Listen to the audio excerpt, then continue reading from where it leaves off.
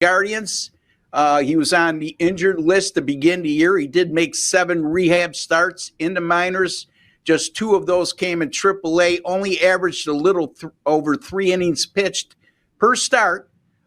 So, again, he's probably going to be on a strict pitch count, being that he's coming off the IL and being that he didn't show that they didn't show they wanted to use him more than short stints while he was down in the minors.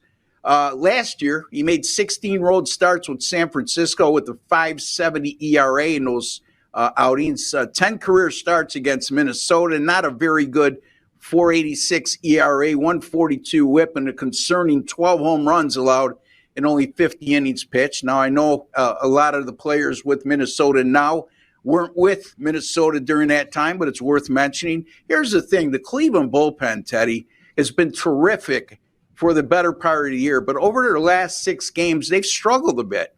5.46 ERA during that time, and considering the fact that you're probably not going to get more than 4, maybe 5 innings out of Alex Cobb, that's also worth mentioning. The Cleveland Guardians also the last 7 games averaging a lofty 5.6 runs scored per game. The Minnesota Twins, 11-1-1 to the over in their last 13 at home when there's a total of 8.5 or less. Right now, I'm getting a total of 8 at DraftKings. It's 8.5 everywhere else, folks. Don't be shy. If it's 8, you get an 8.5. Don't hesitate.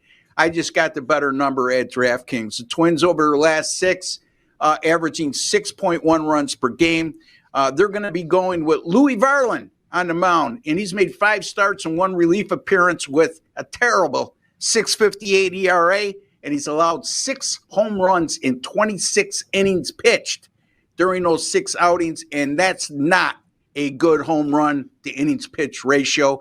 As a matter of fact, when the Twins have Varland as their starter in those 5 games, they're 0-5, and opponents are averaging 5.4 runs per game when that occurs. The Minnesota bullpen has been brutal since the All-Star break, with a 6.60 ERA, a 1.47 whip. So I'm looking at a high-scoring game here in Game 2 of the doubleheader tonight that's slated to go at 8:10 p.m. Eastern Time from Target Field in Minnesota. It's Cleveland, Minnesota, over 8.